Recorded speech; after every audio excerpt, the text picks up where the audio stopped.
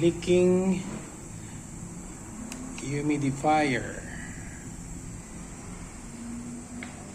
Bought at Shopee for 400 pesos. 1 day use only. No ice, just pure water. But as you can see, the water is dripping.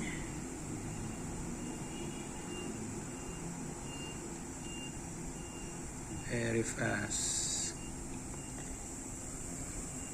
Guys, can you suggest any solutions for this?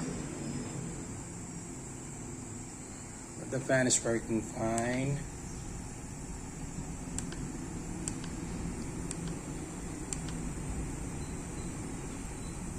Although the two buttons are, I think, oh, it's working, the timer is working, but the light is not.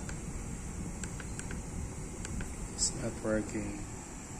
Can you suggest, please, any solution?